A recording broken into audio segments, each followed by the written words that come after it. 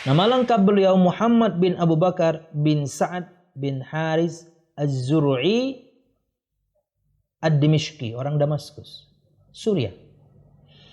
Julukannya adalah Syamsuddin, matahari agama. Karena cahaya ya. Dan kunyahnya Abu Abdullah.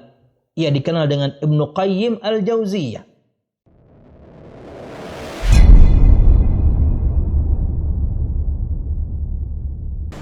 Assalamualaikum warahmatullahi wabarakatuh. Innal hamdalillah nahmaduhu wa nasta'inuhu wa nastaghfiruh wa na'udzu billahi min shururi anfusina wa min sayyiati a'malina. May yahdihillahu fala mudilla lahu wa may yudlil fala hadiya lahu. Asyhadu an la ilaha illallah wahdahu la syarika lah wa asyhadu anna Muhammadan abduhu wa rasuluh. Qala Allah Ta'ala fil Qur'anil Karim, a'udzu billahi minasy syaithanir rajim. Ya ayyuhalladzina amanu taqullaha haqqa tuqatih wa la tamutunna illa wa antum muslimun.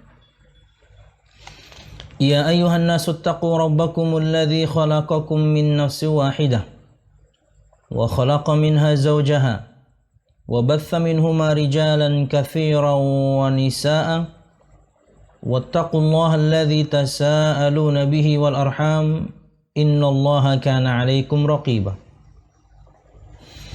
Ya ayyuhalladzina amanu attaqullaha wa qulu qawlan sadida yuslih lakum a'malakum wa yaghfir lakum dhunubakum wa may yuti'illaha wa rasulahu faqad faza fawzan 'azima.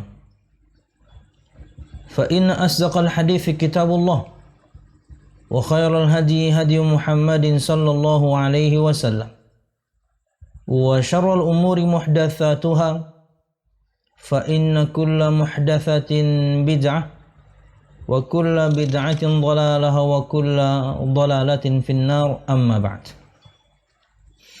Al-musyahidun al-kiram, para pemirsa yang dirahmati Allah subhanahu wa ta'ala, alhamdulillah, segala puji dan syukur marilah kita haturkan kepada Allah subhanahu wa ta'ala. Kemudian salawat serta salam semoga selalu tercurahkan kepada junjungan besar Nabi kita Muhammad sallallahu alaihi wasallam, juga beserta para sahabatnya, keluarganya, dan segenap kaum muslimin yang selalu istiqamah berpegang teguh dengan Islam sampai hari kiamat kelak.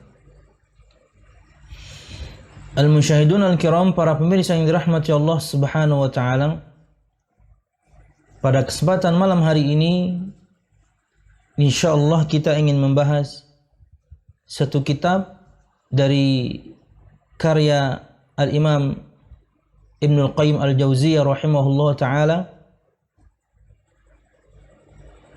dan tentunya ini adalah pertemuan pertama, dan insyaallah jika berlanjut maka kita mohon kepada Allah subhanahu wa ta'ala bisa menyelesaikan kitab ini. Kitab yang berjudul Fawaidul Fawaid.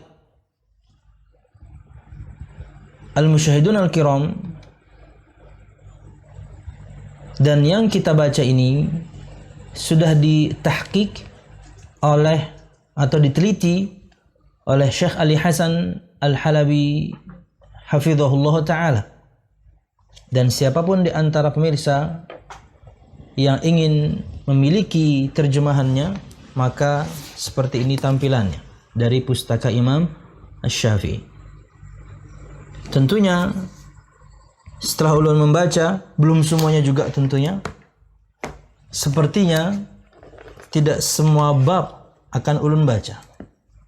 Ada yang mungkin 2 atau 3 bab sekaligus dalam satu pengajian jika berlanjut.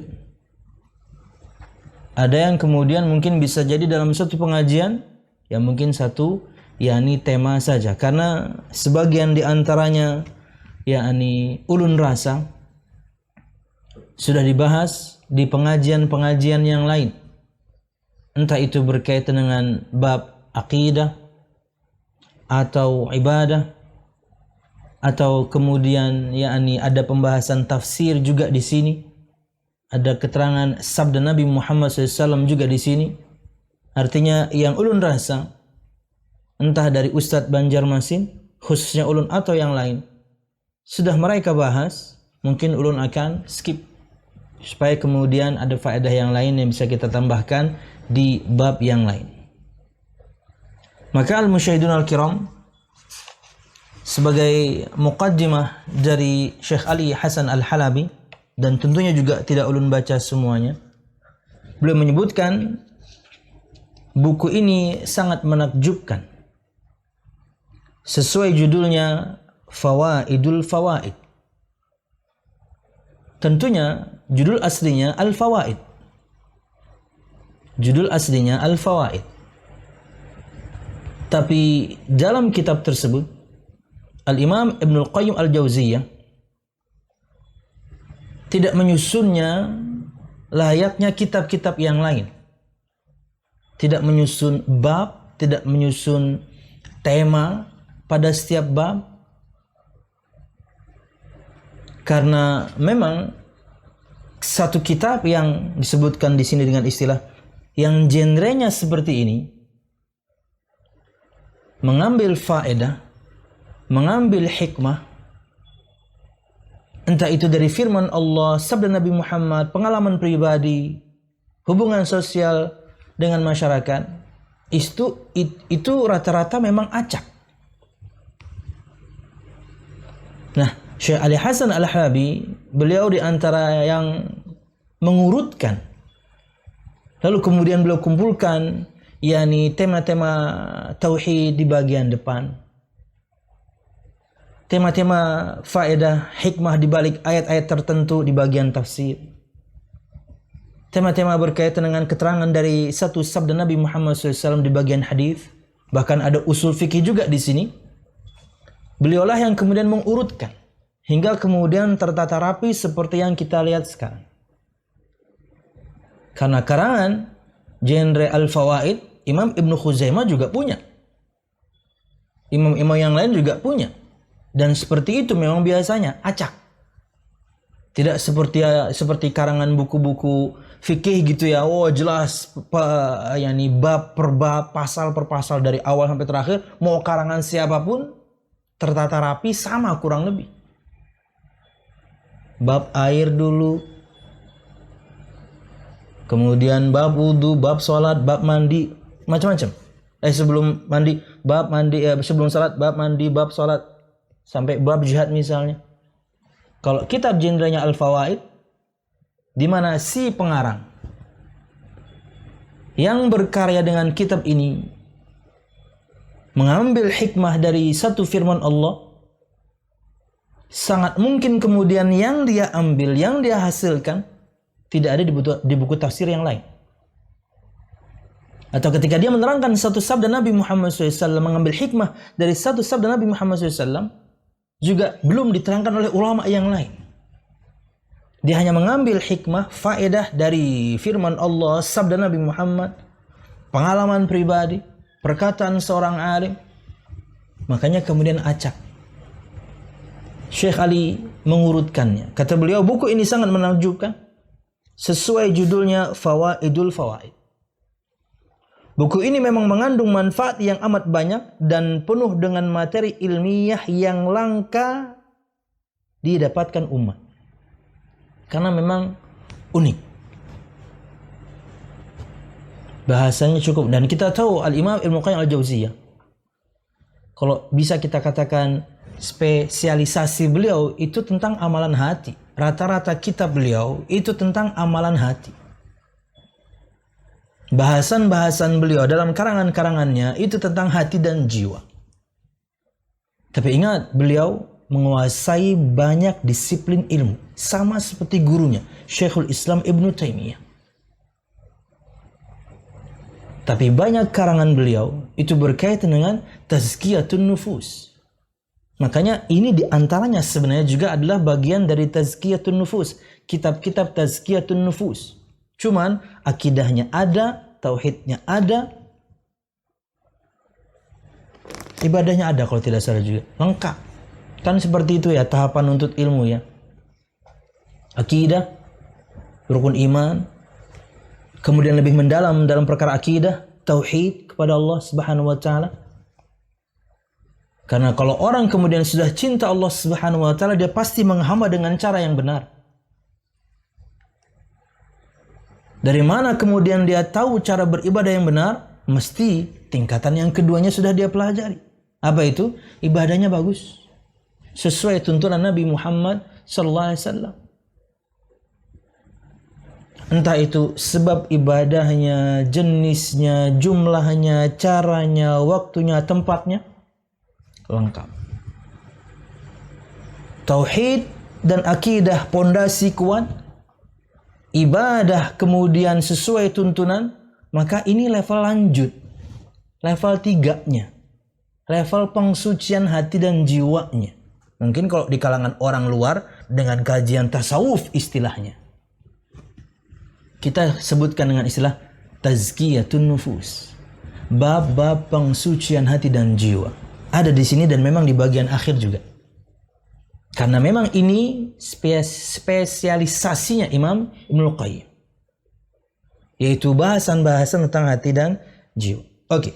Kemudian kata beliau, pembahasannya mengajak kita untuk menyelami hakikat dan hikmah syariat dalam berbagai permasalahan. Terutama terkait kandungan ayat-ayat Al-Quran maupun fikih Islam.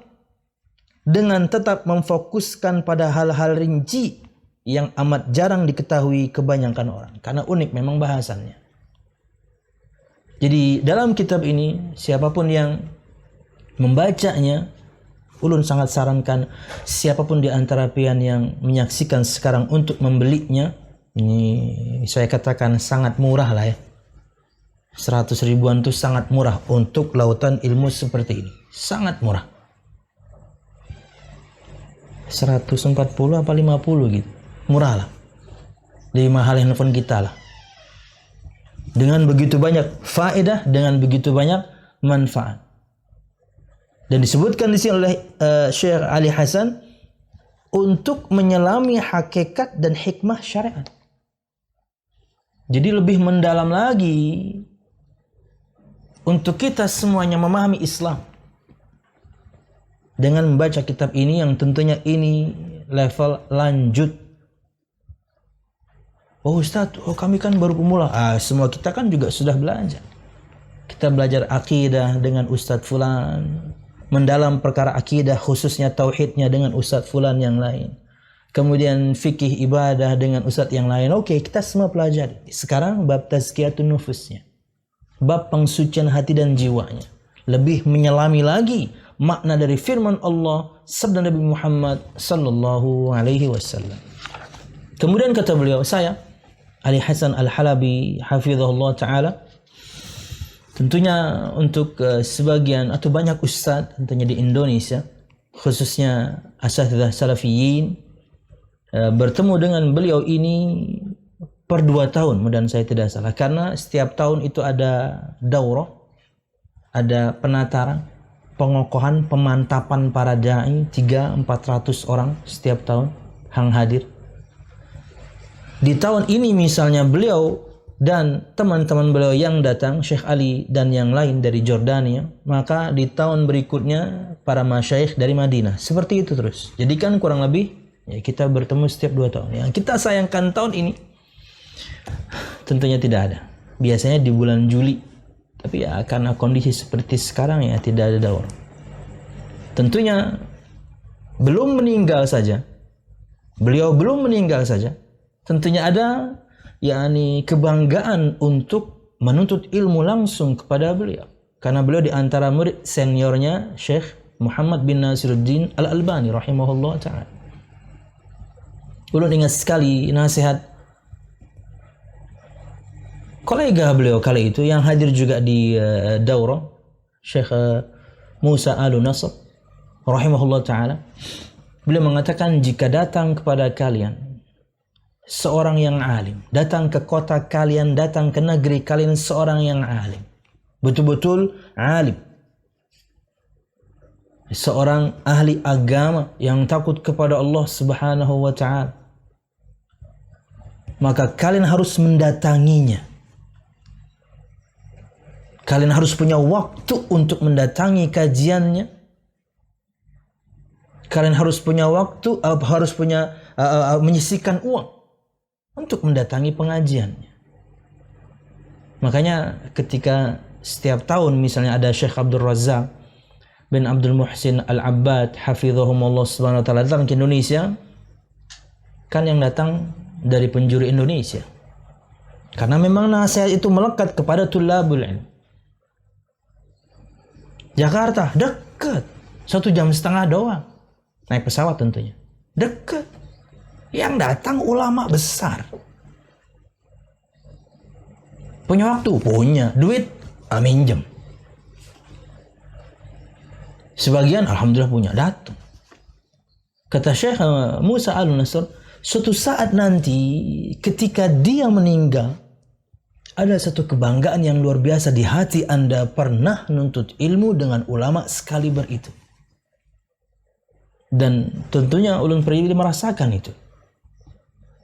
Dan para ustadz yang lain pasti juga sama. Syekh Musanya sudah meninggal. Juga di antara murid senior Syekh Muhammad bin Nasiruddin Al-Albani. Wallahu a'lam bishawab. Kayak misalnya baru-baru ini di tahun 2020 ini Syekh Al-A'zami Al-Hindi, ulama hadis dari India. Dulu beliaulah yang tentunya di antara yang ngetes ulun dan sebagian ustadz sekarang ketika sebelum masuk Madinah. Begitu masuk Madinah beliau dekan fakultas hadis. Kemudian beliau cukup lama menghilang, tak taunya menghilang dalam mengarang. Muncul karangan subhanallah luar biasa besar dari India dan sudah meninggal. Ada kebanggaan tersendiri.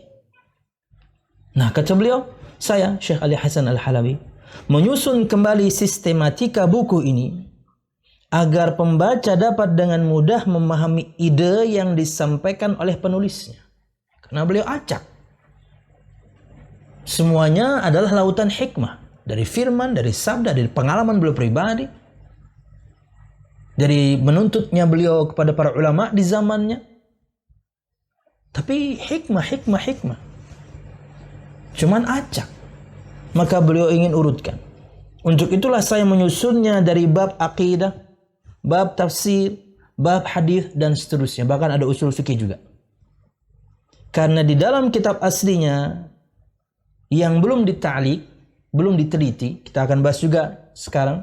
Pokoknya setengah jam di awal ini kita seperti review untuk kitab ini.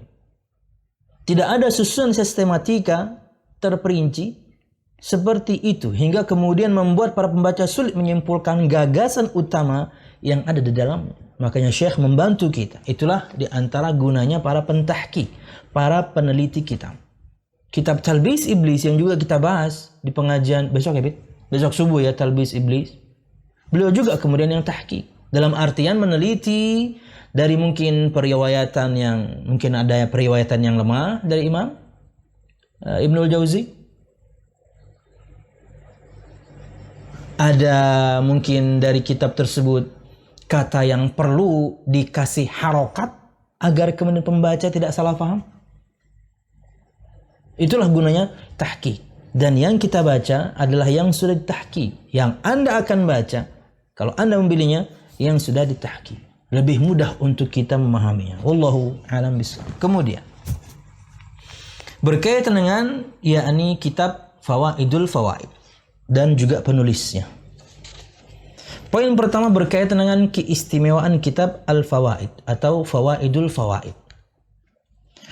Kata beliau, ujabun fi maddatihi, azimun fi munaqashatihi, ra'iun fi jam'ihi wa lataifihi.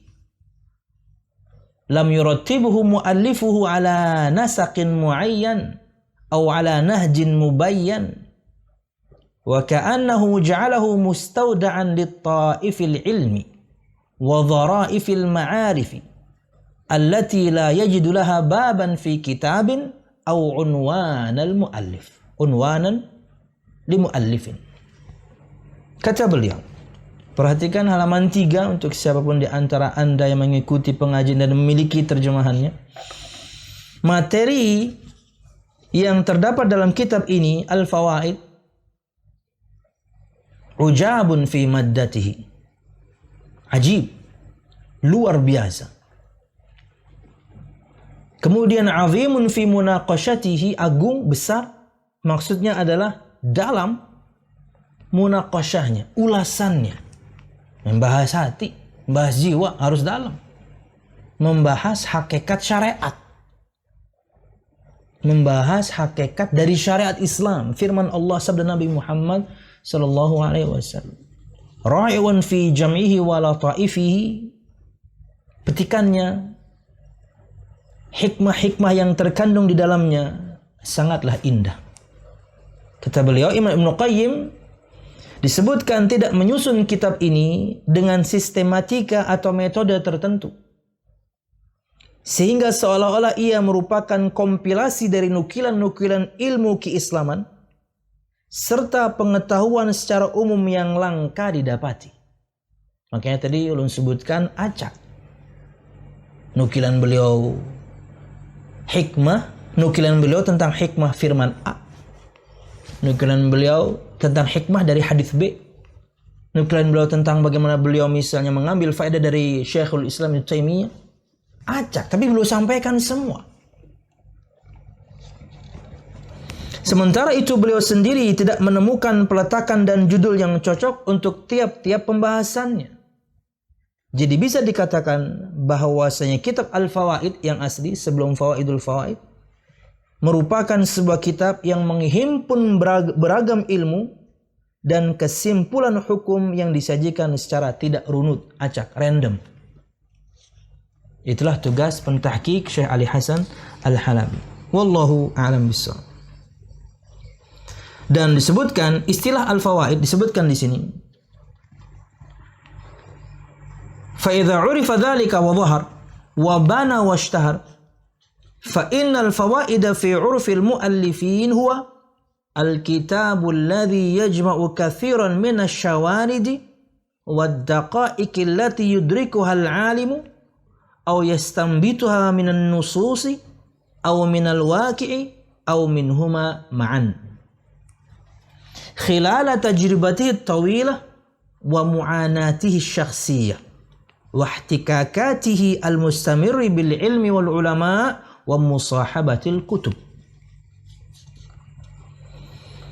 Istilah fawaid, faedah-faedah, manfaat-manfaat. Istilah al-fawaid biasanya diberikan kepada buku yang isi di dalamnya menghimpun berbagai macam bahasan unik. Ini terkenal di kalangan para pengarang kitab. Kalau sudah kemudian menyebutkan karangannya al-fawaid, karena ulun sebutkan juga yang namanya Imam Ibnu Khuzaimah, ahli hadis, juga punya kitab al-fawaid. Jadi di kalangan para pengarang kitab, istilah al-fawaid itu berarti menerangkan untuk satu kitab yang isinya di dalamnya menghimpun berbagai macam pembahasan unik dan juga hal-hal pelik yang hanya diketahui oleh seorang ulama. Dalam hal ini yang kita bahas Imam Ibnul Jauzi, versi beliau, cara pandang beliau. Yang juga ulun sebutkan tadi di awal, tidak kita temukan mestinya di kitab yang lain. Kayak beliau misalnya bahas tafsir, nggak ada di kitab yang lain. Kan kalau misalnya kita baca tafsir Aisarut Tafasir atau tafsir Muyassar atau tafsir punya Syekh Sa'di, itu mesti sedikit banyak mirip-mirip sama Ibnu Katsir. Ya, ada yang dirujuk oleh mereka. Tapi dengan bahasa mereka, yang memperhatikan akan tahu. Dengan bahasa mereka tapi, oh ini dari Ibnu Katsir ini. Tapi mereka bahasakan dengan jauh lebih mudah. Karena mereka menafsirkan dan terkadang kemudian mengkorelasikannya dengan kehidupan mereka waktu itu. Ibnu Katsir tahun 700-an misalnya. Syekh Sa'di 1300-an, maka tentunya ya ini bisa jadi contohnya berbeda. Padahal beliau menukil. Nah kalau yang kemudian kitab yang genrenya Al-Fawaid, itu mesti cuma dia yang menerangkan dengan cara pandang itu. Ini pemahaman untuk kita. hal-hal yang pelik yang hanya diketahui oleh seorang ulama, atau yang disarikannya dari nas-nas Al-Quran dan As-Sunnah, keterangan dia, ijtihad dia, atau dari realita kehidupan, atau gabungan dari keduanya, yaitu nas dan juga realita. Semua itu lahir dari pengalaman panjang, pergumulan pribadi, persentuhan berkesinambungan dengan ilmu dan ulama, dan juga dengan kitab-kitab yang mereka baca. Hadirlah kemudian, terhasilkanlah kemudian satu karangan Al-Fawaid. Dan istilah kitab Al-Fawaid di karangan para pengarang, yakni kita, maka itu untuk menerangkan genre buku seperti itu, yang mencakup tentang atau menghimpun tentang berbagai macam, yakni pembahasan yang unik, langka, hanya si alim itu yang menerangkan dari sisi pandangnya. Wallahu a'lam bishawab. Kemudian disebutkan, wala syakka annaha takunu mutanawwa'ah la takhtassu bi babin wahid. Maka tidak ada keraguan bahwasanya kitab yang bergenre Al-Fawaid mesti isinya itu macam-macam. Tidak khusus membahas satu bab. Ya, tidak membahas khusus satu bab. Kayak kitab Tauhid, ya satu. Kan gitu. Tentang kitab Al-Kabair, ya satu. Tentang dosa-dosa besar. Enggak gitu. Al-Fawaid macam-macam. Kemudian disebutkan oleh beliau di sini, faminha daqa'iqut tafsir allati la tujad fi suturil maktubah wa innama tudraku bit ta'ammuli wal fahmi wal mu'anat. Di antaranya isi dari kitab-kitab yang bergenre Al-Fawaid, karena ia tidak membahas satu bahasan saja, satu bab saja, kayak misalnya kayak hari Jumat kan Fit ya, bahasan kita hari Jumat itu kan satu bahasan, interaksi Nabi Muhammad. Interaksi Nabi Muhammad. Interaksinya ya macam-macam, cuman satu bahasan. Bagaimana beliau bermuamalah dengan istrinya, anaknya, keluarganya, tetangganya. Sekarang kita masih di bahasan apa kita? Difabel ya. Interaksi beliau kepada orang, para penyandang cacat misalnya, khusus. Kan gitu. Kalau ini tidak. Contoh kata beliau, misalnya daqa'iqut tafsir. Tafsir-tafsir atau penafsiran ayat Al-Quran yang mendetail. Allati la tujad fi suturil maktubah, yang tidak ditemukan di kitab-kitab yang sudah dicetak. Dari cara pandang si pengarang yang dihasilkan begitu lama, dari pergumulan dia dengan banyak kitab, dengan banyak ulama, dengan pengalaman pribadi, dan juga tentunya dari nas Al-Quran dan As-Sunnah. Kemudian dia berijtihad. Wa minha syawaridus sunnah allati tatawaqqafu ala at-tatabbu'i wa muwasalati al-bahthi wal muqaranati wal istiqsa'i wal mubahathah. Dua. Karena isinya bermacam-macam, maka di antaranya juga adalah penjelasan mendalam tentang makna hadis yang hanya diperoleh setelah melalui penelitian. Dari si alim yang mengarang tentunya. Tentunya bahasan hadis di sini tidak banyak. Tidak banyak, beberapa saja. Tapi beliau membahasnya sangat mendalam. Yang sangat mungkin kemudian tidak kita temukan di ulama mungkin yang sezamannya menerangkan seperti itu. Kayak misalnya bahasan kita di hari Jumat tentang kaifa amalahum, seni interaksi Nabi Muhammad SAW. Rata-rata Syekh Al-Munajjid ketika menyampaikan satu temanya, mesti rujukannya nggak jauh dari kalau menyampaikan hadis Sahih Bukhari, Sahih Muslim. Jarang dari yang lain. Mesti dua itu kalau Anda perhatikan. Kalau sudah Sahih Bukhari, mesti keterangannya dari Imam Ibnu Hajar. Kalau sudah Sahih Muslim, mesti keterangannya dari Imam Nawawi.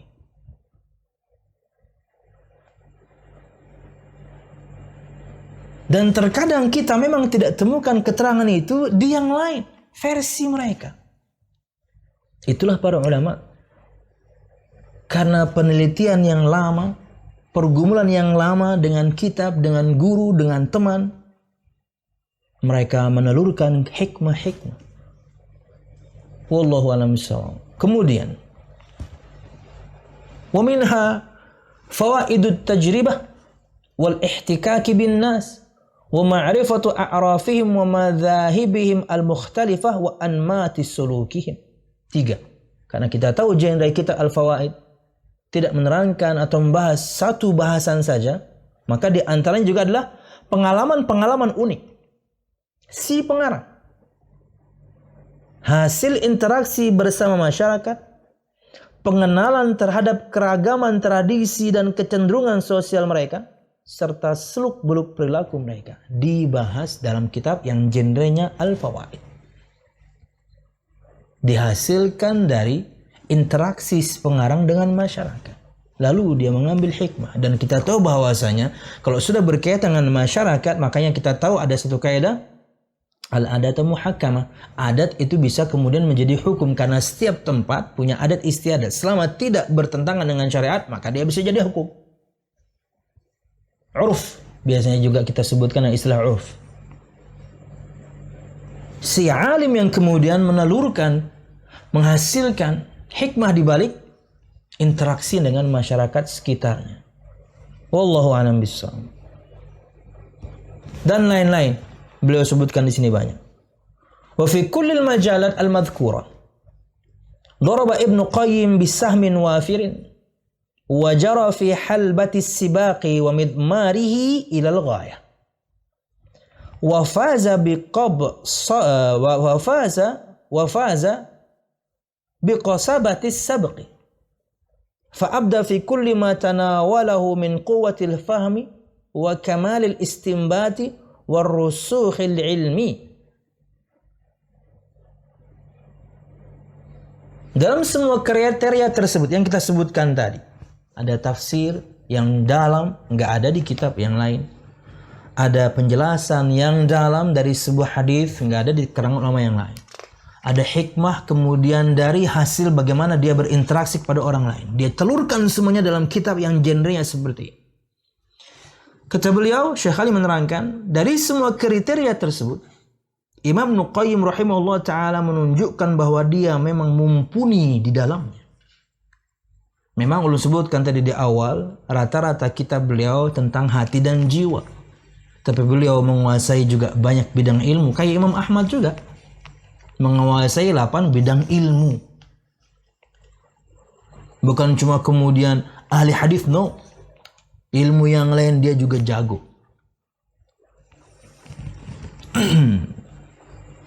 Disebutkan di sini, dia laksana kuda di arena pacuan yang berlari hingga mencapai garis finish dan meraih kemenangan karena mumpuni. Dia faham apa yang betul-betul dia sampaikan.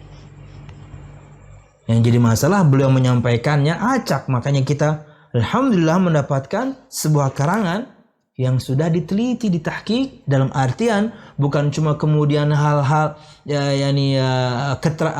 satu kata yang perlu footnote, satu kata yang perlu diharokati, satu hadis yang mungkin lemah nggak perlu dicantumkan. Tapi dalam hal ini Syekh Ali kemudian beliau mengurutkan bab-babnya hingga kemudian mudah kita paham. Wallahu a'lam bishawab. Lalu di dalam bukunya ini penulis memperlihatkan kekuatan pemahaman dan juga keutuhan pengambilan kesimpulannya terhadap permasalahan yang sedang dibahas. Artinya beliau sangat menguasai apa yang beliau bahas hingga kemudian beliau menyampaikan kepada kita hikmah di balik semua yang beliau bahas. Beruntungnya kita semuanya di zaman ini, ada para ulama di zaman ini yang membuat kitab-kitab para ulama zaman dahulu lebih mudah untuk dibaca dengan diurutkan per bab seperti ini. Beruntungnya lagi di zaman kita, terjemahan begini keluar. Enak banget. Walaupun tentunya untuk para menuntut ilmu ini untuk bantuan saja. Dalam artian menuntut ilmu anak-anak santri, anak-anak ke kampus, ya jangan. Anda tidak mengerti satu makna dari bahasa Arab, Anda buka kamus bahasa Arab juga. Kalau merujuk langsung ke sini, maka tidak mencerdaskan. Itulah juga yang saya tanamkan ke anak-anak. Abah, buku ini ada pian punya terjemahannya? Punya. Buku itu punya? Punya. Ini kurikulum dia di pesantren. Tapi saya kamu harus buka kamus. Nggak ngerti bahasa Arab ini, maka buka kamus. Bahasa Arab juga menerangkan tentang makna itu. Ini hanya membantu, tapi kalau dijadikan rujukan, repot. Karena masih tahap belajar, maka yakni tidak mencerdaskan. Wallahu a'lam bishawab. Oke, masih berkaitan dengan kitab ini dan kemudian juga berkaitan dengan pengarang. Disebutkan oleh Syekh Ali Hasan di sini bahwasanya buku ini memiliki beberapa cetakan. Beliau menyebutkan ada 5. Tapi sebelum ke sana, ada perkataan beliau yang bagus di sini. Kata beliau rahimahullah hafizallahu taala berkaitan dengan kitab ini. Beliau menyebutkan banyak manfaat untuk para pembaca dengan disiplin ilmu berbeda. Kalau penyair baca kitab ini dapat manfaat berkaitan dengan syair yang dia bikin. Ahli hadis baca kitab ini akan dapat manfaat. Ahli fikih akan dapat manfaat. Bahkan ahli kalam baca kitab ini, dia tahu bahwasanya dia sedang dalam keadaan salah. Dia sebutkan semua orang dan ahli dalam disiplin ilmu macam-macam baca kitab ini, dia akan dapatkan laut yang lebih luas dari keilmuan yang telah dia miliki. Belum ambil 2 di antaranya dan ini bermanfaat untuk kita. Kata beliau, wa in qara'ahu mubtadi'un muta'allimun fasayuniru lahu at-tariq wa yadhahu 'ala al-mabadi' al-wadihati allati tu'addi bihi ila masail al-ilmi al-haqiqiyyah allati tarfa'uhu an ribqati at-taqlid wa tujannibuhu al-fahm al-'alil wa tasiluhu bil haqiqati yalmasuha biyadihi wa yastashiruha bi fu'adihi. Kata beliau, setelah menyebutkan jika ahli hadis baca kitab ini dapat manfaat yang lain, jika ahli fikih baca kitab ini dapat manfaat yang lain, jika ahli A, B, C, dan D akan dapatkan manfaat tambahan dari keilmuan dia yang sudah ada. Bahkan jika ahli kalam, ahli mantik, ahli filsafat baca kitab ini, dia juga akan dapatkan manfaat jauh lebih dalam dan akan mengetahui Anda dalam keadaan salah. Karena beliau sebutkan juga di sini, subhanallah. Dan jika kitab ini dibaca oleh orang yang baru mempelajari Islam, posisikan semua kita sedang belajar tentunya. Wa in qara'ahu mubtadi'un muta'allimun. Dan jika kitab ini dibaca oleh orang pemula yang lagi belajar Islam, fasayuniru lahu at-tariq. Maka kitab ini akan memberikan dia cahaya untuk jalannya. Wa yadahu 'ala al-mabadi' al-wadihah allati tu'addi bi ila masail al-ilmi al-haqiqi. Dan dia akan faham, akan mengerti pondasi-pondasi yang akhirnya nanti membuat dia mengerti akan begitu banyak masalah ilmu secara hakiki. Jadi ngajarin pondasi juga. Berarti kitab ini bukan cuma kitab tazkiyatun nufus dong kalau begitu. Ya. Karena memang ada pembahasan akidahnya, tauhidnya, tafsirnya, Qur'annya, fikihnya, usul fikihnya, semua ada. Dan kita akan sebutkan nanti pada kurikulumnya Imam Ibnu Qayyim atau yakni biografi Ibnu Qayyim, bagaimana cara beliau, pondasi beliau, landasan beliau sebelum mengarang kitab ini. Kemana rujukannya? Ada hubungannya nanti dengan kitab Mulia dengan Manhaj Salaf. Allati tarfa'u an ribqati taqlid. Di mana kalau orang sudah tahu pondasi yang bagus. Pondasi yang bagus. Akidahnya kuat, katakanlah demikian. Tarfa'uhu an ribqati taqlid. Maka dengan mempelajari kitab ini, selain kitab ini akan menerangi untuk dia jalannya menerangkan kepadanya bagaimana pondasi-pondasi yang benar dalam mempelajari Islam, di antaranya belajar akidah dulu, rukun iman, maka pasti dia akan terangkat jauh dari perkara taklid. Karena dia berilmu. Dia akan jauh dari ribqah, belenggu taklid. Dia tidak akan ikut-ikutan. Karena ini agama wahyu. Ini agama dalil. Ketika Anda sudah tahu pondasinya dan bagaimana kemudian manhaj dalam beragama, kita sudah bahas dimulai dengan manhaj salaf. Bahkan kita masih di bab itu ya. Apa kemarin, Pip? Manhaj salaf yang paling penting ya. Yaitu sumber rujukan mereka, firman, sabda, ijma. Anda kalau tahu mabda'nya, pondasi yang kuatnya, Anda akan jauh dari belenggu taklid. Karena Anda akan mengikuti firman dan sabda dengan paham yang benar, wahyu. Wa tujannibuhu al-fahm al-alil, dan orang kalau kemudian pondasinya bagus, mengerti hakikat sebuah ilmu, maka akan menjauhkan dari pemahaman yang alil, bermasalah. Karena bagus pondasinya. Dalam masalah keimanan, pondasinya kuat, tahu akhirnya dia mana yang menyimpang.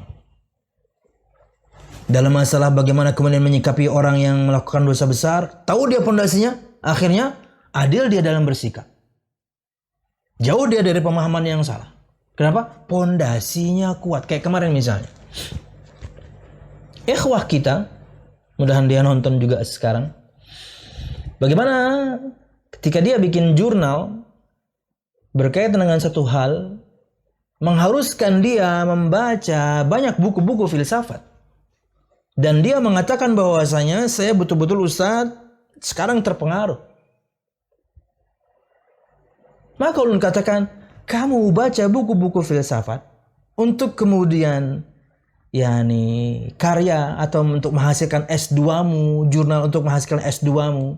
Tapi kamu tidak imbangi itu dengan membaca karangan para ulama. Kita para ulama.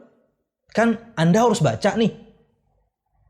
Maka kalau itu saja yang kamu baca, tidak kemudian membaca karangan para ulama, maka kamu kalah karena pondasimu belum kuat, saya katakan. Makanya saya juga sampaikan ke dia bahwasanya, kalau misalnya kita belum paham betul firman Allah dengan semua penafsirannya, dengan pemahaman yang benarnya, kita nggak baca Taurat, kita nggak baca Injil. Ulun ingat sekali waktu itu di semester terakhir, semester 7 dan 8. Di semester 7 dan 8 di Islamic University itu ada mata kuliah Al-Adyan. Kita mempelajari agama-agama yang lain. Itu di tahun terakhir. Kenapa? Dipupuk dulu 3 tahun. Di tahun terakhir baru ada mata kuliah itu, Al-Adyan, dan yang dipelajari cuma 2. Yahudiyah dan Nasraniyah. Kalau bisa kita katakan itu agama, Yahudi, Nasrani. Di tengah-tengah kita belajar, teman ulun dari mana ya? Pokoknya dari benua Afrika. Entah dari Kenya lupa saya, atau dari Ghana lupa saya. Syekh, bolehkah kita membaca Taurat? Pertanyaannya begitu. Apa jawab syekhnya? Apakah kamu telah menghatamkan Al-Quran? Dalam artian menghatamkan ini bukan cuma membaca, semua juga sudah hatam dong. Maksudnya kamu memahami Al-Quran, semuanya sudah. Faham kamu semua isi Al-Quran? Kata dia, belum Syekh. Itu dulu prioritaskan. Maksudnya kata beliau, pondasi kita harus kuat dulu. Kita faham gak dengan kitab kita dulu? Kalau kita mantap sekali, kayak misalnya apa tuh yang terkenal tuh, Dr. Zakir Naik, dia hafal. Kita berbaik sangka mungkin dia tahu semua penafsiran semua ayat itu. Makanya dia baca Injil, dia baca kitab-kitab agama yang lain. Dia udah mantap dulu dengan Qur'annya. Jangan beralasan karena Anda hobi baca, kemudian Anda asal baca. Hobi baca bagus. Yang dibaca, tanya Ustadz, apa yang harus saya baca dulu? Hobi baca bagus. Jarang-jarang itu, mungkin sekian persen saja. Mungkin nggak sampai 5 mungkin ya. Masyarakat kita ini sangat kita sayangkan, kita nggak hobi baca. Anda punya hobi baca, wah bagus. Tapi apa yang Anda sebaiknya baca, tanya kepada yang lebih tahu. Agar Anda tahu prioritas apa yang harus dibaca dulu. Dan ingat, irsyadu ustadzin, petunjuk dari seorang ustadz, keterangan dari seorang ustadz yang Anda panuti, tetap kemudian Anda punya prinsip itu. Ketika nggak paham, tanya. Jangan pahami sendiri. Kitabnya udah bener nih, yang dibaca dulu apa? Betul. Tapi kemudian ketika Anda baca, mesti ada yang Anda tidak pahami. Jangan kemudian Anda mengambil hasil sendiri. Menyimpulkan sendiri. Tanya, Ustaz maksudnya apa? Dan subhanallah, terima kasih ya. Ikhwah kita, yang muda sampai yang tua, belum suka sekali, masih bertanya. Ustaz, ana baca kitab anu di halaman anu. Maksudnya apa? Wah, keren. Padahal saya tahu, beliau dosen. Jauh di atas saya umurnya. Tapi beliau bertanya karena itulah adabnya. Oh, maksudnya ini Pak. Kayak tadi pagi juga misalnya. Oh, maksudnya begini Pak. Ya. Nomor ustadznya mudah diraih. Di WhatsApp bisa, di DM bisa, di telepon bisa, minta waktunya telepon. Jadi hobi baca Anda bagus. Apa yang harus Anda baca? Tanya. Ketika Anda baca kurang paham, tanya. Agar kemudian kita tidak salah paham. Wallahu a'lam bishawab. Wa tasiluhu bil haqiqati yalmasu bi yadihi, maka dia akan sampai kepada hakikat ilmu tersebut. Seakan-akan dia memegangnya dengan tangannya, mantap kuat. Wa yastashiruha bi fuadihi, dan dia merasakannya hakikat ilmu itu di hatinya. Kenapa? Pondasinya bagus, pondasinya kuat. Orang yang baca kitab ini, insyaallah dia akan diberikan lampu penerang untuk jalan yang lurus, pondasi yang kuat untuk memahami ilmu secara hakiki. Dengannya Anda tidak akan kemudian terjerumus kepada istilahnya? Taklid, beragama hanya ikut-ikutan, atau Anda salah faham akan memahami satu firman atau satu ayat. Kenapa? Karena mabda Anda, pondasi Anda mantap kuat. Wallahu a'lam bishawab. Wa in qara'ahul murabbuna wal muallimun fasaya'thuruna fihi ala nadharatin tarbawiyyatin nafsiyyatin wa akhlaqiyatin ham ta'jazu ulumut tarbiyatil mu'asirati bi kulli tasha'ubatiha wa takhassusatiha anil ityani bimithliha awin nadhiri linadhiriha.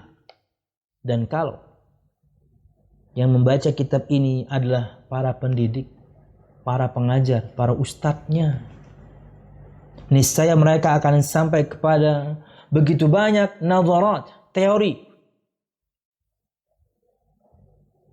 yang memudahkan dia untuk memahami jiwa, akhlak, berkaitan dengan pendidikan, dan hal-hal yang lain. Beliau sebutkan di sini di zamannya di mana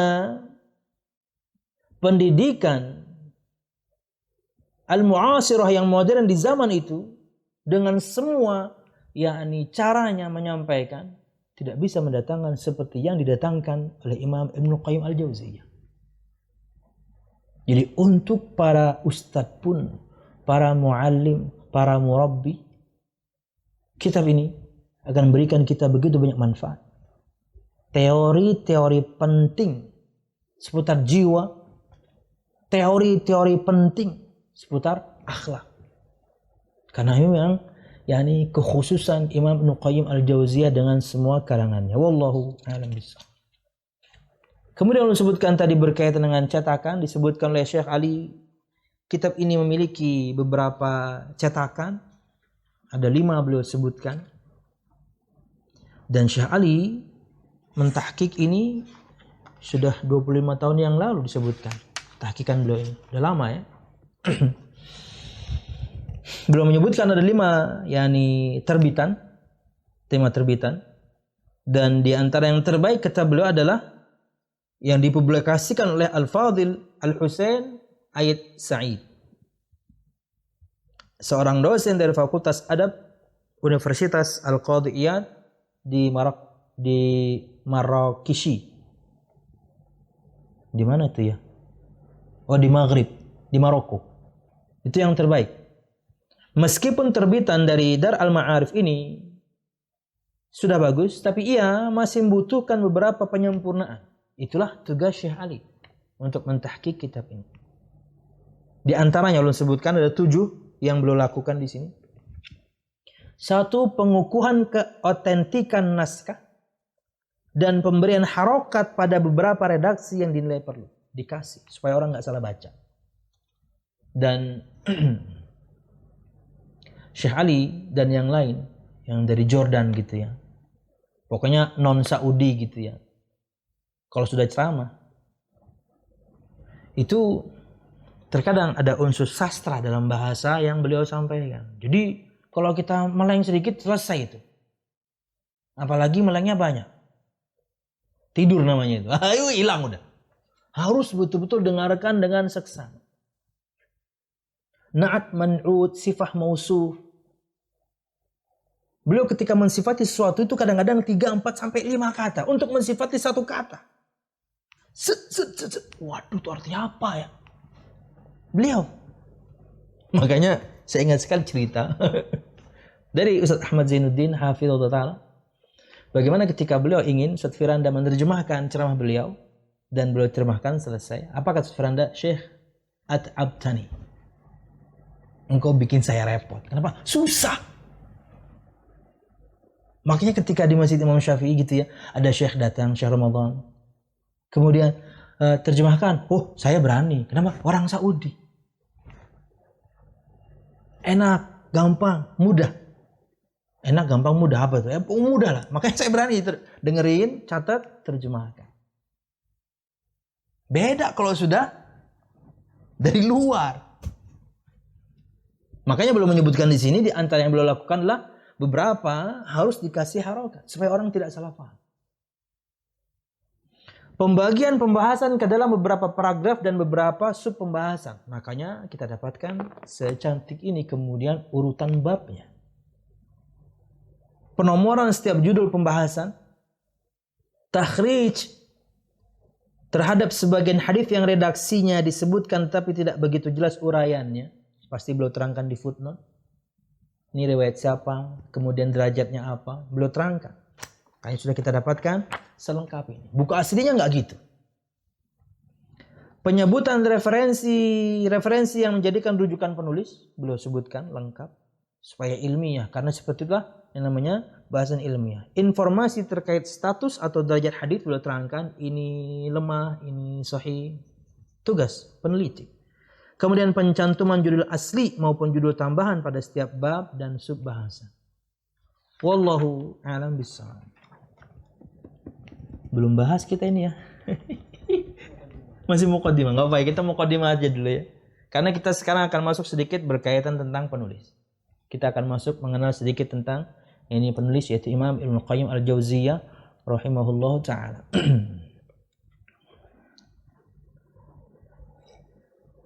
Mukhtasar Turjumatul Muallif. Tentang penulis secara singkat.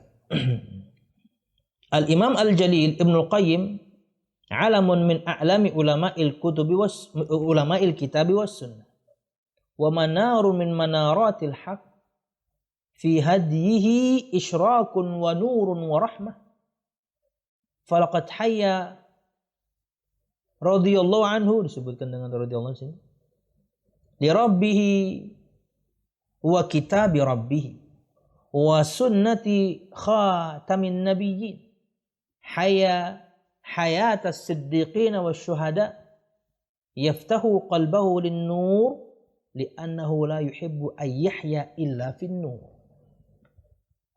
Luar biasa. Disebutkan di sini Imam Ibnu Qayyim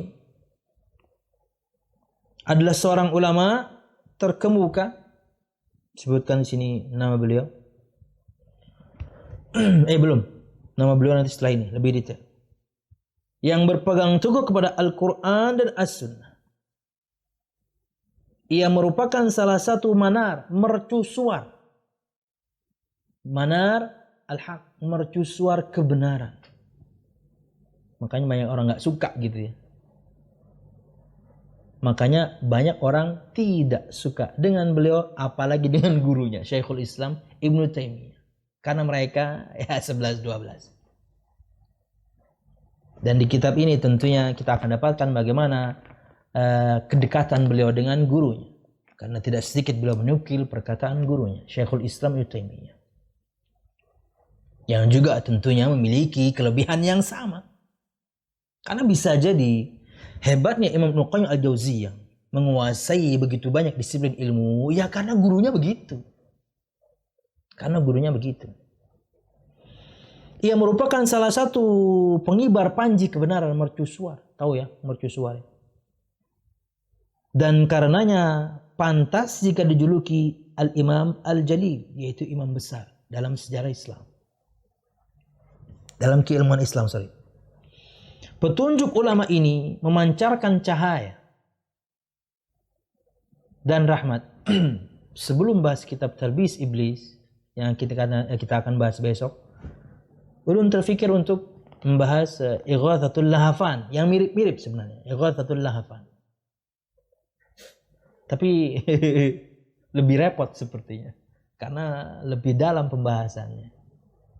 Wallah bisa. Maka Talbis Iblis cukuplah, itu juga sudah cukup repot. Alhamdulillah kemudian begitu banyak yang dibantu, di antaranya dengan sebagian atau banyak para ustaz yang bantu kita dengan terjemahannya. Karena bahasanya repot sebenarnya. Wallahu a'lam bishawab. Barakallahu fihim, para ustaz, para penerjemah. Petunjuk ulama ini memancarkan cahaya dan rahmat. Beliau rahimahullah ta'ala benar-benar hidup demi Rabbnya, untuk kitab Rabbnya, dan untuk sunnah nabinya, sang penutup para nabi Muhammad Rasulullah SAW. Hidupnya untuk ilmu, untuk firman Allah dan sabda Nabi Muhammad SAW.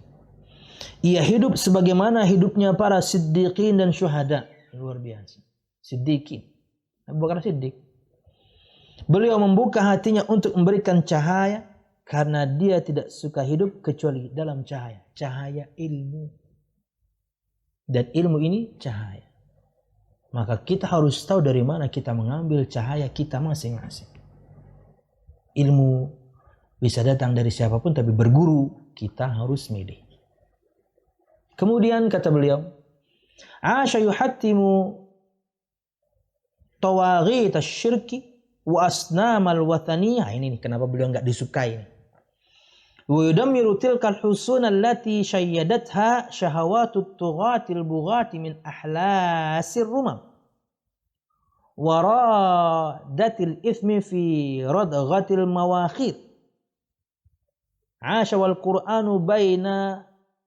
والقرآن بين عينيه وفي فكره وفي قلبه بل عاش والقرآن فلك لا تدور حياته إلا حوله فعاد هو وشيخه الجليل الإمام ابن تيمية إلى السنة بهاءها ورونقها وخلصاها مما شابهها وبين لأكثر الحقائق الإسلامية مفهوماتها الصادقة الحقة وجعل لكل حقيقة ما هو لها دون نقص أو زيادة.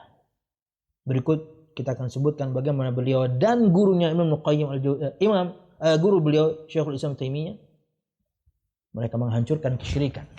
Kalau sudah menghancurkan kesyirikan, musuhnya banyak. Ibnu Qayyim rahimahullah hidup untuk menghancurkan sembahan dan berhala kemusyrikan. Hidupnya untuk itu. Tentunya tidak berperang langsung, tapi dengan karya-karya, dengan karangan-karangan, dengan bantahan-bantahan. Merobohkan benteng-benteng kenistaan yang dipuja oleh para penyembah syahwat. Karena karangan beliau dan juga gurunya, untuk orang-orang menyimpang di asma dan sifat ada. Untuk Syiah ada.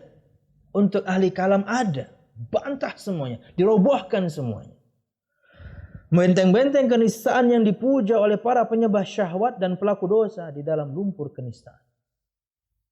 Beliau hidup dengan bimbingan Al-Quran yang senantiasa berada di hadapannya, dalam pikiran dan hatinya. Oleh karena itulah, hidupnya selalu lekat dengan Al-Quran. Runtut dengan ini, bersama gurunya, Syekhul Islam Ibnu Taimiyah, ia berhasil mengembalikan keagungan dan keindahan as-sunnah, serta membersihkannya dari segala sesuatu yang menodai kemurniannya. Berarti beliau dan juga gurunya memerangi kebid'ahan hingga kemudian sunnah kembali. Memerangi kesyirikan hingga kemudian tauhid kembali. Kalau sudah mendakwahkan tauhid, kalau sudah mendakwahkan sunnah, musuhnya banyak dan banyak pasti yang gak suka. Kedua tokoh ini pula yang telah menjelaskan hakikat-hakikat ajaran Islam berdasarkan pemahaman yang sebenarnya. Firman Allah, sabda Nabi Muhammad dengan pemahaman salafus saleh. Dan kita akan baca juga bagaimana metode pengarangan Imam Ibnu Qayyim di kitab ini dan juga kitab-kitab yang lain. Karena itulah di antara adab seorang pengarang kitab. Dia harus terangkan metode yang dia lakukan. Kan kita waktu bikin karya tulis juga begitu kan. Untuk mendapatkan S1, S2 mesti. Saya menulis ini dengan cara kita sebutkan metodenya. Beliau pun demikian. Serta menjadikan setiap hakikat itu berada pada tempat semestinya tanpa dikurangi dan dilebih-lebihkan. Wallahu a'lam bishawab. Perlu baca cepat sebagai penutup.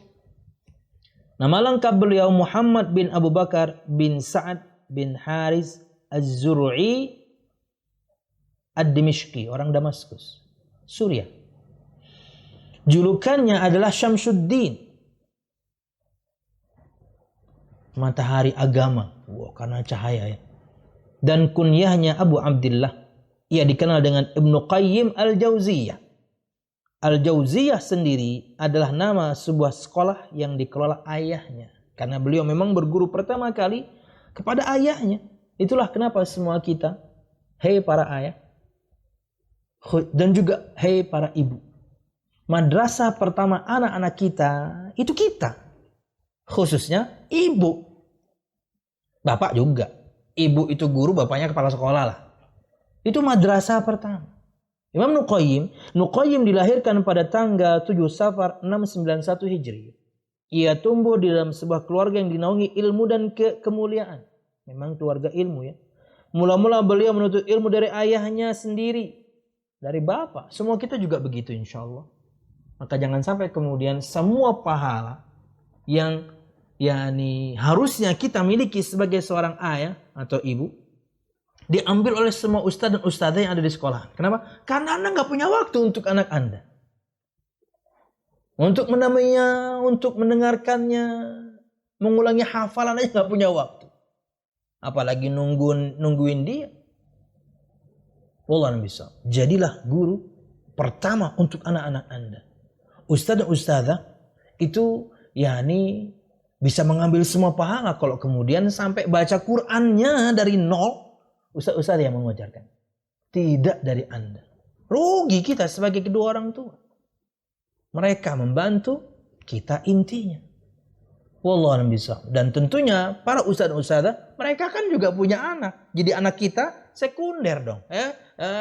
Yang kedua, mereka punya yang lebih utama juga, anak mereka. Kalau kita serahkan semuanya, aduh, salah. Pahala mereka ambil semua tuh. Oke. Mula-mula beliau menuntut ilmu dari ayahnya sendiri, lalu dari banyak ulama terkemuka semasa hidupnya. Di tahun 691 ya beliau lahir. Berarti beliau ulama tahun 7-an Hijriah. Alhasil, ia pun menghasilkan karya-karya yang bagus dalam berbagai disiplin ilmu yang dia tekuni. Selain ilmunya yang sangat mendalam, ia juga banyak berzikir kepada Allah. Ahli zikir memang sering sekali melakukan salat malam, berwatak lembut dan berhati bersih. Makanya kitab-kitabnya tentang tazkiyatun nufus. Terakhir, ia sudah terkesan dengan Syekhul Islam Taimiyah semenjak pertama kali bertemu dengannya pada 7/12 Hijriah. Di umur 21 berarti. Lahir 691, ketemu Syekhul Islam 712, 20-an tahun. Setelah itu ia kerap bertemu dan berguru kepada beliau hingga akhir hayatnya. Ibnu Qayyim juga ikut menanggung beban perjuangan bersamanya, membela prinsipnya dan mengibarkan bendera perjuangan sepeninggal gurunya Ibnu Taimiyah tahun 728 Hijriah. Ibnu Qayyim terus menyebarkan ilmu yang ia miliki hingga ia meninggal dunia pada Kamis 13 Rajab 751. Ya. Wallahu a'lam bishawab. Ini sekilas tentang Syekhul Islam Ibnu Taimiyah dan juga tentunya muridnya yang bukunya sekarang sedang kita bahas, Imam Ibnu Qayyim Al-Jauziyah. Wallahu a'lam bishawab. Ini sementara yang bisa kita sampaikan berkaitan dengan muqaddimah kitab Faidul Fawaid, sumber yang menjadi acuan Ibnu Qayyim dalam menyimpulkan hukum Al-Kitab was Sunnah Al-Ijma'. Ini di antara metode pengarangan dan juga menunjukkan prinsip bahwasanya sumber yang menjadi acuan Imam Ibnu Qayyim dalam menyimpulkan hukum Al-Kitab was Sunnah Al-Ijma'. Adapun mengenai metode penyimpulan hukumnya, pertama Imam Ibnu Qayyim bersandar pada nas yang ada. Satu masalah ditetapkan hukumnya dengan berbagai macam dalil. Ia pun mengungkapkan pendapat-pendapat para ulama terlebih dahulu dan memilih pendapat yang didukung oleh dalil. Memang seperti itu seharusnya. Kitabullah, Al-Quranul Karim, kemudian ijma'. Dengan mengemukakan pendapat para ulama yang disertai dengan dalil yang lebih kuat dibandingkan yang lain jika memang ada perselisihan. Itulah yang dianut, yang menjadi metode pengarangan Ibnu Qayyim dalam kitabnya ini dan juga kitab-kitab yang lain. Wallahu a'lam bishawab. Ini yang bisa kita sampaikan. Mudah-mudahan bermanfaat. Salah dan khilaf ulum, mohon maaf. Mudah-mudahan kajian kita diberkahi Allah Subhanahu wa taala. Amin ya rabbal alamin. Ini sebagai muqaddimah untuk kajian kitab Faidul Fawaid karya Imam Ibnu Qayyim Al-Jauziyah rahimahullah taala. Wallahu a'lam bishawab.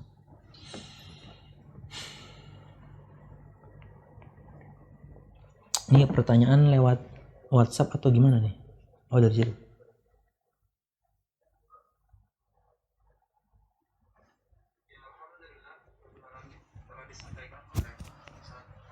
Mungkin bagi para pemirsa yang ingin bertanya, bisa bertanya melalui fasilitas raise hand yang ada di Zoom aplikasi ataupun juga menuliskan pada kolom chat di aplikasi Zoom. Jika ada pertanyaan yang ingin disampaikan berkaitan dengan apa yang telah disampaikan Ustadz, ataupun juga ada pertanyaan yang di luar materi juga dipersilahkan untuk disampaikan di kolom chat. Sepertinya kita ada pertanyaan melalui pesan singkat Ustadz? Ya. Bagaimana cara kita menjelaskan secara bijak kepada teman yang awam mengenai dakwah salaf ini? Siap. Al-Musyahidun Al-Kiram, pertanyaan adalah menerangkan secara bijak tentang dakwah salafiyah. Oke. Al-Musyahidun Al-Kiram, tentunya untuk teman-teman yang sudah ngaji, ini perkara yang sudah biasa ya. Tapi untuk yang belum, atau sekarang mungkin baru join dengan kajian ini atau kajian-kajian yang lain yang berafiliasi dengan salaf atau kemudian menisbatkan dirinya salafi atau salafiyin, maka semua kita dan kita mengharap semua asatidzah berkaitan dengan dakwah salafiyah, dakwah yang kemudian dinisbatkan kepada salafus saleh, adalah mengusung kepada pemahaman Al-Quran dan As-Sunnah dengan pemahaman para salaful ummah, para sahabat radhiyallahu anhu ajma'in. Salafi itu penisbatan.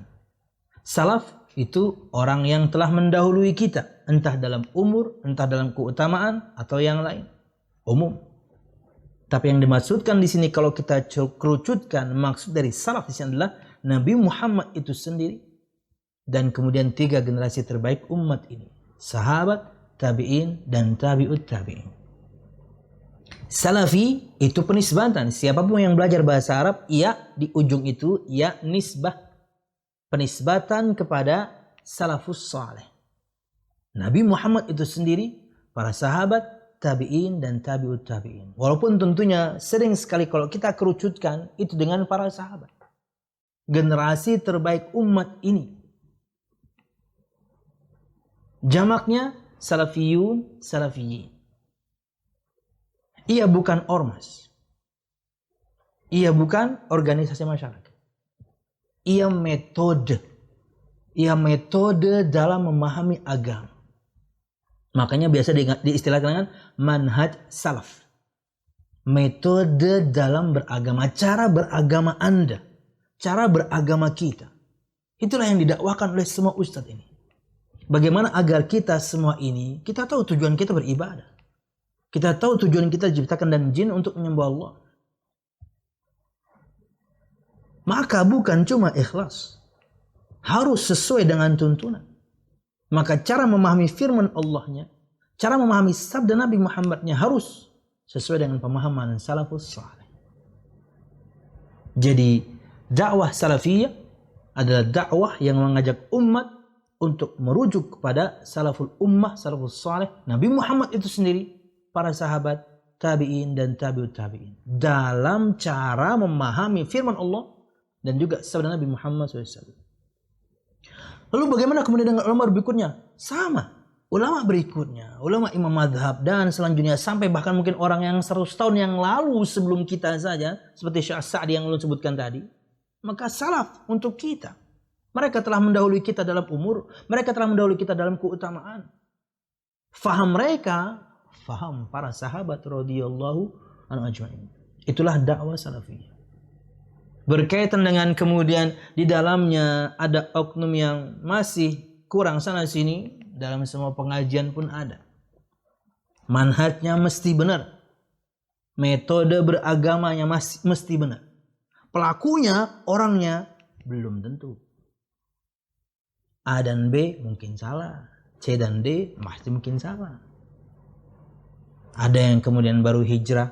Ada yang kemudian masih di perjalanan. Tapi kemudian semangat belajarnya, semangat kemudian hijrahnya membuat dia kemudian berbicara agama sana sini. Padahal baru belajar. Bisa jadi kemudian oknum yang seperti ini membuat dakwah secara umum menjadi tercoreng. Maka untuk siapapun di antara kita yang baru belajar, baru di perjalanan hijrahnya, fokuskan diri untuk belajar dulu. Tapi kan harus berdakwah, betul. Tapi mungkin lingkupnya yang kecil dulu. Pasangan Anda, orang-orang ring satu Anda, dan itu sudah cukup berat. Pasangan Anda, anak Anda, orang tua, paman bibi, ya, yang kecil dulu. Jangan tampil ke permukaan dulu. Tidak ada larangan untuk tampil ke permukaan, tapi kalau belum siap, Anda mungkin lebih banyak menyesatkan dibandingkan kemudian meluruskan. Kenapa? Belum mumpuni. Sampaikanlah dulu perjalanan Anda, hijrah Anda. Tapi bukan berarti kemudian diam dan tidak berdakwah. Sampaikan ilmu sesuai dengan yang kita pahami, tapi mungkin lingkupnya kecil dulu. Wallahu a'lam bishawab. Ingat, manhajnya mesti benar. Yang kemudian berjalan di atas manhaj tersebut, akhlaknya mungkin beda-beda. Alhamdulillah banyak yang lurus, yang error pun masih ada. Wallahu a'lam bishawab. Maka ketika ada satu kesalahan individu dari siapapun yang menisbatkan dirinya kepada dakwah salafiyah ini, maka tidak boleh digeneral. Kayak gitu semua berarti nggak boleh. Wallahu a'lam bishawab. Itu mungkin secara umum apa itu yang namanya dakwah salafiyah. Para orang-orangnya disebut dengan salafi, dan ini penisbatan yang agung. Cuman penuh dengan konsekuensi. Anda boleh menisbatkan diri Anda karena ini sebuah keagungan. Menisbatkan diri kepada generasi terbaik, salaful ummah, salafus salih. Tapi ada konsekuensi. Jangan hanya tampilan. Jenggot dipelihara, celana dipelihara di atas mata kaki untuk laki-laki, perempuannya sampai level bercadar. Tapi subhanallah, banyak bab yang masih bolong di sana sini. Di sana sini dalam artian itu adalah pintu yang sangat parah sebenarnya. Apa itu? Dosa lisan. Orang nanti akan mengeneral. Padahal Anda belum belajar. Makanya belajar dulu. Tekun dulu. Banyak tutup mulut dulu. Nanti dulu. Sudah mantap? Sudah kemudian faham dengan benar? Apalagi plus juga sudah mempraktekkan? Silahkan berdakwah. Mungkin lingkup kecil dulu. Wallahu a'lam bishawab. Wallahu a'lam bishawab. Ini fenomena. Begitu banyak teman-teman kita baru hijrah atau masih di perjalanan, tapi kemudian ada satu dosa masa lalu yang masih terbawa, buruknya lisannya. Maka itulah kemudian yang harus dia obati. Ibadah Anda sudah benar, muamalah Anda dengan Allah sudah benar, dengan beribadah kepadanya sesuai dengan tuntunan Nabi-Nya. Fokuslah kepada bakti pada orang tua. Jika Anda seorang istri, bakti pada suami. Jika Anda seorang suami, tanggung jawablah kepada yang Anda nafkahi. Dan semuanya, jagalah lisan. Itulah yang paling utama yang harus kita jaga. Karena paling banyak yang menyebabkan orang itu masuk neraka Allah karena sebab dosa lisan. Betapa banyak kemudian karena satu orang kemudian tergelincir dia pada lisannya, sayangnya dia followersnya banyak, subscribernya banyak, dia dinisbatkan kepada dakwah yang mulia ini, akhirnya tercoreng sedakwah seluruhnya. Wallahu a'lam bishawab. Itulah kurang lebih tentang dakwah salafiyah. Yang lain? Jazakallah khair Ustaz atas penjelasan dari pertanyaan tersebut.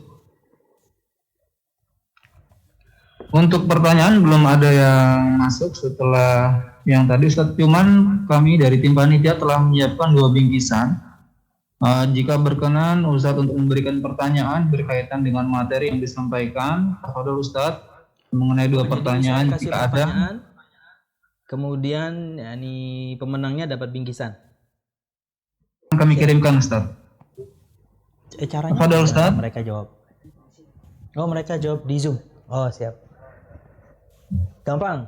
Kalau siapapun di antara tadi nyatet, maka yang saya tanyakan pertama adalah tahun lahirnya Imam Ibnu Qayyim Al-Jauziyah. Cluenya di atas 600.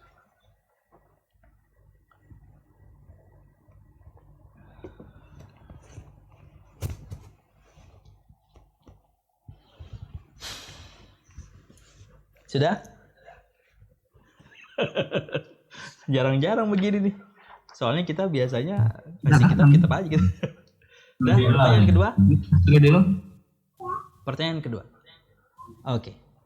Maka pertanyaan kedua untuk teman-teman di luar sana biar dapat bingkisan juga. Apa Ustaz, ini ada saudara Fikri Al-Banjari mungkin yang akan menjawab pertanyaan pertama. Siap, silakan. Silakan Bapak Fikri Al-Banjari yang sudah raise hand untuk menjawab pertanyaan dari Ustaz. 7 Safar 691 Hijriah. Wah, Masya Allah, barakallahu fikum. Mantap. Ini orang nyatet. Barakallahu fikum, Pak. Silakan.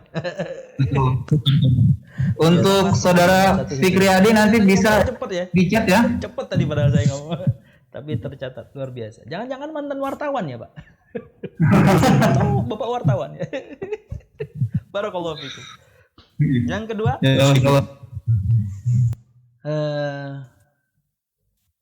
nisbat beliau. Tadi disebutkan nisbat beliau yaitu Ad-Dimishki, Damaskus. Oke? Itu di negara mana? Mudah itu. Beliau orang Damaskus. Dimishko. Ada yang angkat tangan? Cluenya ya negara yang sedang konflik ya. Kita kasihan kita dengan kaum muslimin di sana.